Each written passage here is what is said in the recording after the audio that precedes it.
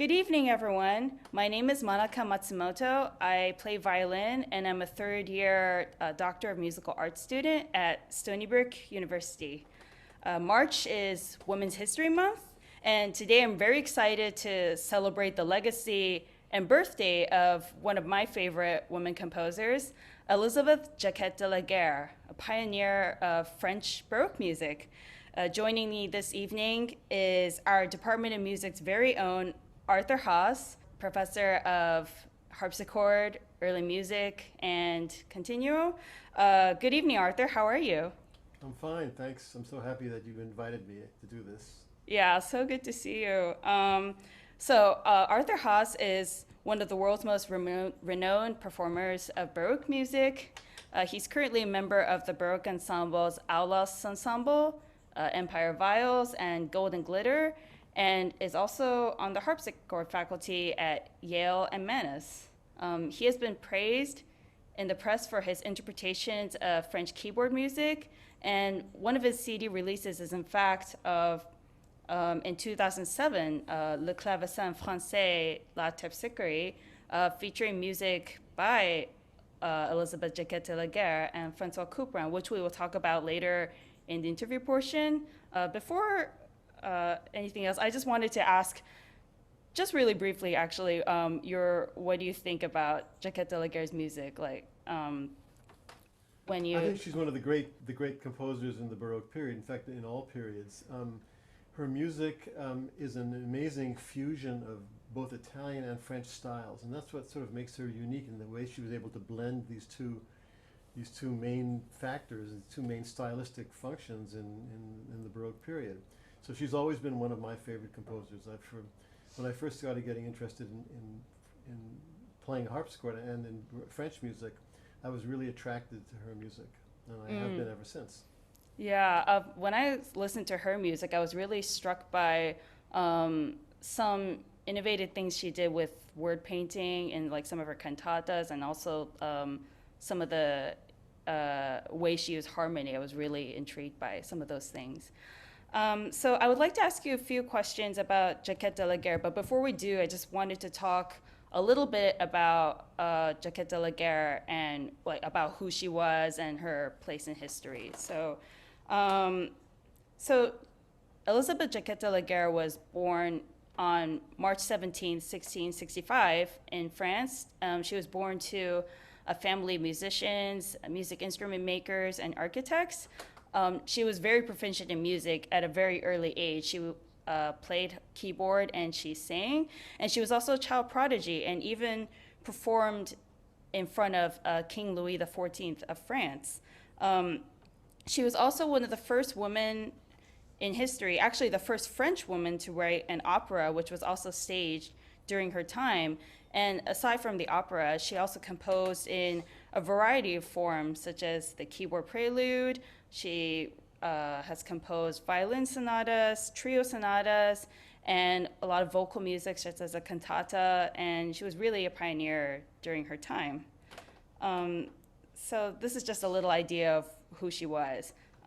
So I would like to ask you a few questions about her Sure. and probably some things surrounding French Baroque music as well. The first question, what were some of the challenges for women pursuing a music education or music career in 17th, 18th century France or Europe? And so because Jacquet de la Guerre is one of the more successful ones, what were some of the advantages that she may have had during her time? Well, it was incredibly challenging anywhere, really, in the world in those days for a woman to make her name in music. It's interesting because if you look at iconography, you look at portraits, you look at paintings, you see lots of women playing musical instruments. But it was meant as part of their education as dilettantes, as amateurs. And even if they got to be well known, they would never rise to a professional level. Even though some of them were definitely professional level, they couldn't become members of orchestras, and they weren't going to be known as composers. And so it was really difficult for that reason. Just because of the way things were. On the other hand, she was incredibly lucky in many ways. As you pointed out just a few minutes ago, she was born into one of the most famous organ building uh, families in France, the Jacquet family. And so she was already known that way. And so at the age of, I think she was only 5 years old, she played in front of the court, in front of Louis XIV. And his entourage, and they were so taken with her. She played already so well and sang so beautifully that he decided to take her under his wing and be someone who was going to make sure that she was going to get a good musical education. And she went to the best schools and had the best kind of foundation. And this is really unusual, and it followed her all the way through. And so this doesn't mean necessarily that she would end up as a professional musician, but they were going to take note of her, and they weren't going to forget. And then, of course, what happened immediately upon her reaching a very young adulthood at age 19, she marries Marin de la Guerre, who was, in fact, at that time, one of the most well-known organists and keyboard players in France. So here you have this marriage of these two incredible families. Here's a firm that makes instruments, and then here's a family that performs. And so when it was sort of like a carte blanche, really, to become a professional musician. And so she just rose pretty quickly to the end. She was also, I should say, distantly related to Francois Couperin, who was himself, incredible budding musician. He's a few years younger than she is, but came from a really important music composing family. So put this all together, and she had amazing advantages to becoming a composer and a singer and a performer. Oh, that's really amazing, actually. Yeah, I've read in one of her biographies by Catherine Cessac about the advantages of certain women. Aside from Jacquet de la Guerre, some of the successful ones have been like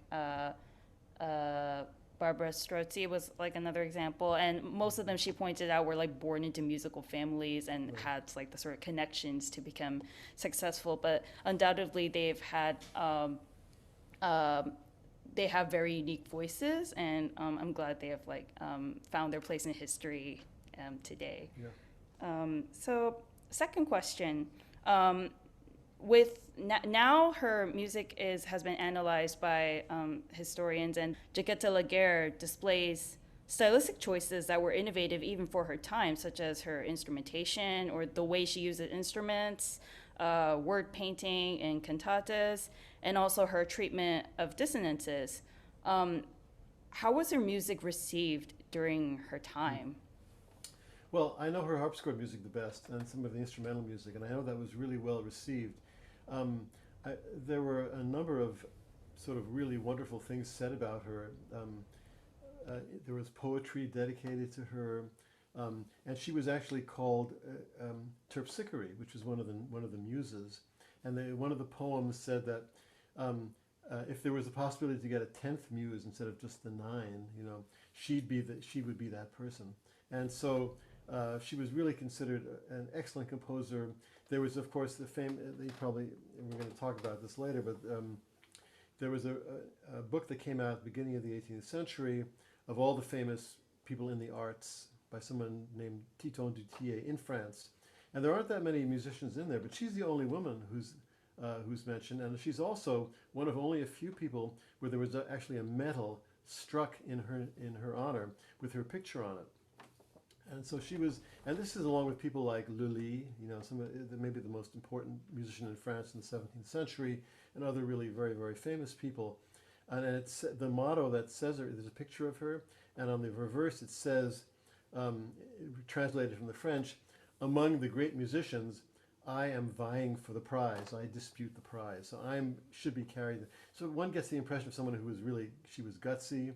She knew she was good, and she wanted to be counted among the best musicians, which she was.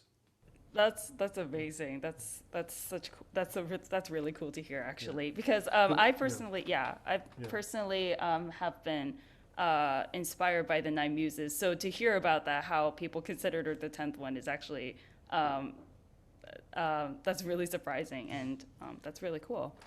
One thing that's interesting is that her opera that you mentioned, the only opera ever to be presented at the French court by a woman, was not well received, actually. But this was not, I don't think this is because she was a woman. I think this was not too long after Lully, Jean-Baptiste Lully dies, and there were people who just felt that there was nobody like him, and they weren't going to let any opera succeed because it might tarnish Lully's name, believe it or not. So there are other operas by male composers at the same time that her opera became well known, that also were criticized heavily. So I think it was because of that and not because she was a woman. The other thing was that the libretto of that opera was sort of criticized. It wasn't by maybe one of the great libretto writers at that time. So this is all to say that the fact that that opera did not get the same kind of wonderful critical acclaim of her instrumental music is not because she was a woman, but because there was just prejudice against anybody coming up to sort of challenge the powers that be at that time. Yeah, that was a time where the French opera, like as it was known, was kind of going into decline, and I think that was also like one of her earlier outputs. Yeah. Like if you consider like her entire uh, set of works, actually. So let's talk about a little bit about your CD in 2007. Yeah, you've released Le Clavecin Français, La Terpsichore. So I'm assuming this is in reference to how Right. she was called Terpsichore. Yeah. So you've featured music by Jacquet de la Guerre and her contemporary François Couperin, as you mentioned. What are some of the challenges as a performer in interpreting Jacquet de la Guerre's music? Well, there are a number of challenges. One is, I was mentioning before that there was this fusion of Italian and French styles, and unlike other composers that here's a piece that's Italian, here's a piece that's French, she actually incorporated some of these warring elements in the same piece sometimes, and you have to make that work. In other words, here are these Italian elements, but there are also French things happening sort of at the same time, or maybe just in the next phrase or the phrase before that. So it's how to make this fusion work. That's sort of difficult. So it doesn't sound like a sort of a hodgepodge. That's number one. The other thing is that she's amazingly technically challenging in ways that, let's say, François Couperin is not. Couperin has his own incredible difficulties of interpretation, but her music. I mean, the one thing that people seem to know about French music, who put their feet in the water of French music, realize that there's a lot of ornamentation, and it's difficult to understand how that works. But her music has even more than most anybody else. She has trills and mordents and things all over the place, and not just in places that you would expect accent. It's also on offbeats, and how to make these ornaments come out so they don't disrupt the music is incredibly challenging. And it's just to realize to keep the flow of the melody line going. Her melodies themselves are not by themselves, really exalted. But when you put the melody together with all these ornaments, with the harmony, which I'll talk about in 1 second, then all of a sudden you get a great composer. So it's technically challenging from that respect, and also it's how to deal with some of her harmonic challenges. She does something which nobody else, I think, does at that time, which is to think about the idea that no matter what key you're in, she can change the mode through the third, sort of like the same thing that people always talked about Schubert doing. So it could be pieces, it could be in G minor, and there's G major chords all over the place. So again, it's to understand how this mixing of major and minor works together that also becomes sort of challenging, I think. I see. I think I've heard also that another challenge for Jacquet de la Guerre's music, especially when sheet music wasn't that available at that time, was trying to interpret from her manuscript, and I think availability of editions sometimes poses some interpretation challenges, and I was wondering if those are something you encountered, and if you'd like to talk a little the about that. harpsichord music is not that much of a problem anymore because there are a couple of really good modern editions that are in modern clefs and very easy to read. But even so, the facsimiles are also, and I have the facsimiles of all of her keyboard works, are very readable, but they're not in modern clefs. So if you're, say, a typical modern musician, great musician, you're not going to be dealing with treble clef as we know it, but so it'll be, and you might remember this, Monica, because you worked on this as well. It's in what they call French violin clef, which is that the treble clef sign is on the first line, not the second line. So it's a third off. And the same thing, which is even more difficult, is at the same time that's happening, the bass clef will be in third line bass clef, not second line. So it's what they call baritone clef. So it could be challenging for keyboard players to do this, but even in the violin sonata, it's the same thing. If you look at the facsimiles, then you have the same thing, these sort of French violin clef. And typical of that time, you're going back and forth between different clefs, depending on what the range is of the violin or the flute or whatever it's written for. It's just, I think, to save ledger lines. Back then they were fluent in all sorts of different clefs, so it didn't matter so much to them. So that's a challenge. Also for modern musicians who aren't trained that way, at least as far as keyboard players are concerned, you have to know about continuo, because again, if I'm accompanying you on a violin sonata, there's no right hand part. In other words, I have to be inventing my right hand based on the bass clef and a series of figures which tell me, sort of like jazz charts, what chords to play or how to imitate what you're doing. So there are those kinds of challenges. I see. Yeah. This kind of leads a little bit into my last question, but so I'm pretty sure uh, people who've watched this hopefully will be more interested in Jacquet de la Guerre's music. I know there are some who have been interested as people look into more women composers. However, not all students would have access to early music instruments over time, and this was kind of one of the things I struggled with because I wanted to do my lecture recital on Jacquet de la Guerre, but I came back to Japan and I didn't have access to a Baroque violin. So this might be a strange question to ask you, but I was wondering, what would your advice be for students performing and interpreting Jacquet de la Guerre's music on modern instruments? Well, that's a great question. If we have a couple of hours, I can just go on about it. But, of course, I'm playing harpsichord, and in my younger years when I was not teaching so much but performing, especially when I was living in Europe, I was always playing with people playing Baroque instruments. But I've been teaching now at Stony Brook and at Yale for quite a long time, and I'm mostly dealing with students who are remarkably wonderful musicians like you, but who are playing modern musicians. And what I have found is that the most important thing is that modern musicians understand the style. And if you understand the style, it doesn't matter what instrument you play. You can play recorder, you can play sort of anything, as long as you understand about the stylistic thing. I mean, there are any number of really good modern instrumentalists who can play French music or Bach or anybody else in the Baroque. You don't have to play a Baroque instrument. The Baroque instrument can facilitate things. The Baroque bows are very different than modern bows. But for example, modern musicians, I find, tend to, basically, people, when they're learning their instruments, modern musicians learn from the common practice period. So anything from, let's say, Haydn, Mozart, and Beethoven, especially through the 19th century and into contemporary music. So you have that sort of mindset of playing Brahms and Chopin and Schubert and Schumann, and then you sort of transfer that knowledge back when you're playing Bach. But that doesn't really work. You have to take that music, the earlier music, on its own terms. And so instead of relying, for example, on the way you'd be expressive with 19th century music, learn about how it was done back then, with the idea of how tempo rubato worked, or how articulation is really, really important, or how to be able to play ornaments easily and make it part of the style, not add it on, and not simply as something that's for accent. So I mean, I could go on in a much more detailed way about this. I don't have to now, but the thing is, if I would urge people to take performance practice classes, for example, and to learn about what's important in the style.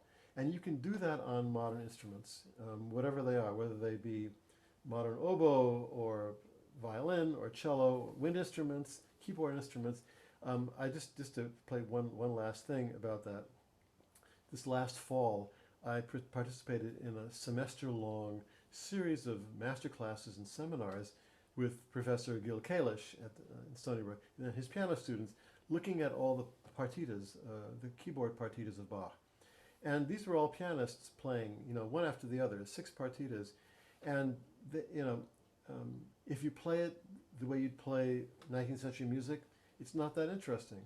But if you play it according to 18th century standards and learn what that is, how to work with time, how to work with articulation, how to work with dynamics, how to not rely on, let's say, the pedal quite so much, how to use your fingers to do pedaling, for example.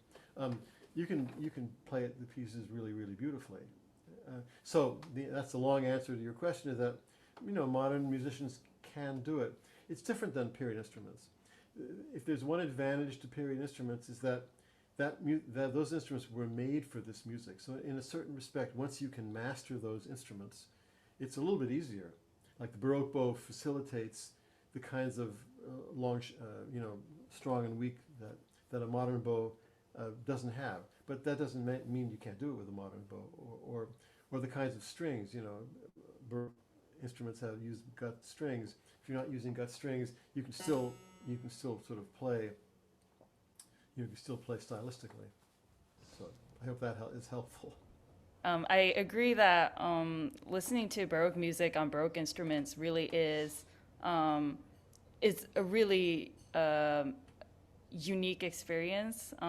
So I always enjoy listening to Jacquet de la Guerre on harpsichord and Baroque violin, but also like whenever I listen, I'm also like, I really want to play her music too. So I always like, I know this is like a challenge, not just for me, but like other students who might be interested. So I really appreciate your answer to that question. Well, let me actually say one more thing about it, and then I won't. Yeah. This is music back then that's really rhetorical. It's based, even if it's instrumental, it's based sort of really on text more than anything else. And so what I mean by that is that what I find that a lot of modern musicians do, if they're getting away from playing it really in a 19th century way, is they figure, oh, I have to play much more restrained. And they want to say, you know, so they'll play everything just not quite as emotional as they, but this was very emotional music. It was extremely passionate music. So the answer is not to play the music as if you're walking on eggshells. It's not to play it as if you're sort of afraid to get too much involved in it. In fact, sometimes there are even more extremes in that music than in later music. But you just have to learn how to do it in a stylistic way. But it's incredibly emotional music, and it's incredibly passionate music, and that can be brought out by no matter who, you know, who's playing it or on what instruments. That's very true, and I also feel like that's especially true for Jacquet de la Guerre as well. When I was listening to her violin sonatas, and I was listening to her first violin sonata, and there is the sixth movement in that is titled aria, and the first time I listened to it was I was like, this is really beautiful. It's really expressive. Beautiful. Yeah, it's one of the most beautiful movements she ever wrote. That aria. Yeah, it's really chromatic and has a lot of harmonies. It's also really expressive. So I completely understand what you mean when you say it's not like Baroque isn't just like restrained, like you got to be expressive. And that's a really good with example, because that first sonata, you have that movement, which is very French. It's extremely French and an incredible melody, and it just it sort of defines, I think, what French music is all about. But the movements that are surrounding it, almost everyone is marked presto, incredibly fast and very Italian, with lots of difficult scales and arpeggios and all sorts of difficult things to bring out that have to be played extremely fast. So there's the Italian part of it. I don't know anybody who went to those kinds of extremes in the same kind of piece. And so if one can pull it off there, it's really quite a treat. There really is. Yeah, it was also, I think it's also one of the first set of violin sonatas in France. It's true, what actually. Yeah, because back then the violin was a relatively, I wouldn't say minor, but it wasn't like, in France at that time, it was more like the viol that was more the dominant string instrument. Well, you know what that was really, and that's a key to her style, is that Corelli, who was a little bit earlier, really, his music, which took over Italy really, started to get known in France when Jacquet de la Guerre was in fact a young budding composer in the late 1680s and into the early 1690s. And she was completely blown away by this. And that's when she wanted to sort of imitate what he did. And so her sonatas really, I mean, she doesn't dedicate them to Corelli, But I think really it's because of that exposure to Corelli's music, and Couperin is the same way really, that she starts to write violin sonatas. I mean, I think that's a reason why they didn't exist before then. Yeah, well, I'm really glad that we took this time to discuss her achievements and legacy and her music. Thank you so much for joining us, Arthur. I My hope, pleasure. yeah, I hope people watching this will learn about her and also how about how not only was she like one of the very few women composers of her time, but also like her unique voice and her place in history and how like I really hope people get to listen to more of her music and learn more about her. Yeah. Thank you so much for My joining pleasure. us. Thanks, Thank Monica. you.